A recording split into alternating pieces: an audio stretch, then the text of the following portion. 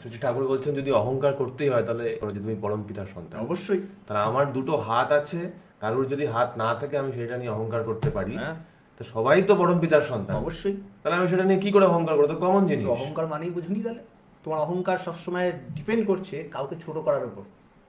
আমার দুটো হাত আছে, এটা আমাকে আনন্দ দিচ্ছে না। ওর আরেকটা হাত নেই, সেটা আমাকে আনন্দ দিচ্ছে। প্রবলেম এটা। এখন তুমি বলবে, আরে ভাই আমি তো মজা ওইভাবেই পেয়ে এসেছি আজ অব্দি।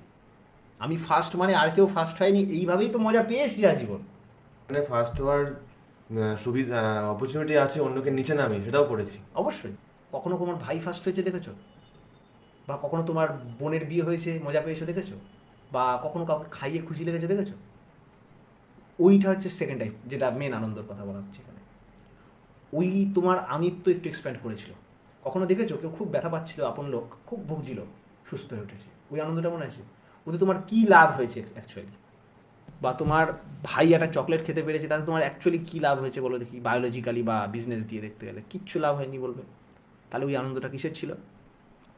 ঠাকুর ওই আনন্দটার কথা বলছে। ওইটার এত বেনিফিট, আর ওটা এমন অ্যাকচুয়াল লাগে আনন্দটা, যে আনন্দতে কোনো কন্ট্রাকশন নেই। পরমপিতার সন্তান বলা আনন্দটা ওটা। আমি পরমপিতার সন্তানের যে আনন্দটা, আমরা ব্যাপারটাকে দেখতেই পাই না, আমরা ওই অন্যের নিচু হওয়াটাকে মজা নিতে চাই। নিজের ঊর্ধ্ব গতিটাকে মজা নিতে পারি না, পারি না। এক্সপিরিয়েন্সই করতে হ্যাঁ পারি না, হ্যাঁ হ্যাঁ মজা কি নেবো? হ্যাঁ, ওই জন্য এক্সপিরিয়েন্স, ওই জন্য কি আর ওটা বেশি দিন টেকে না। ওটা এখন হলো, পট করে পড়ে যায়। ও তোমাকে এমন একটা রিলেন্টলেস ঠেলার পিছনে ফেলে দেবে, আর পরে কী হবে, আর পরে কী হবে করে তো কিছু করতে পারছো না। তার মানে এই না যে কম্পিটিশানে লোককে হারিয়ে ফার্স্ট হলাম সেটার মজা নেই, সেটার মজা আছে। সেটা সাময়িক। হ্যাঁ, সাময়িক, এবং সেটাকেও সাত্ত্বিক করা যায়। এটার মধ্যে একটা বিউটি আছে। আমি ফার্স্ট হলাম, নেক্সটটা তোমাকে বলে এবার দেখি, আর নেক্সট ফাইটে দেখি কে যেতে। কখনো কখনো দেখবে অপোনেন্ট জিতলেও আনন্দ লাগে। আরে বাস, কি অ্যাটাক করলি ভাই, আমার হারিয়ে দিলি, তারা এরপরে এবার তোকে হারাবো। এটা তখন ওই যে একটা হেলদি হেলদি হেলদি কম্পিটিশন যাকে কম্পিটিশন বলে। হয়ে যায়। হ্যাঁ, তখন বললেই হয়ে যায় না, না, এটাকে রিয়েলাইজ করতে রিয়েলাইজ হবে। করতে হয়। আমি রিসেন্টলি অ্যানিমে দেখছিলাম, ব্লু বক্স। ব্লু বক্সে ব্যাডমিন্টন খেলছে খেলছে, বহু আগে খেলছে। ভিলেনটা কখনো হাসে না, মুখে কোনো এক্সপ্রেশন নেই, ওকে কেউ হারাতে পারেনি। হিরো ওকে এবার খেলতে খেলতে অলমোস্ট মানে হারিয়ে ফেলছে, এরকম একটা পর্যায়ে এসে গেছে। তা ভিলেনটার কিরকম ফিল করার কথা?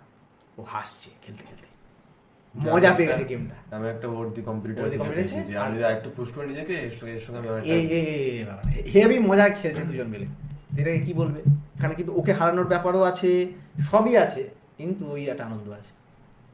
আমি আমার জানি না ওটা কীভাবে ব্যক্ত করবো। এই আনন্দটা নতুন কিছু না, সবাই অনুভব করেছি আমরা কম বেশি।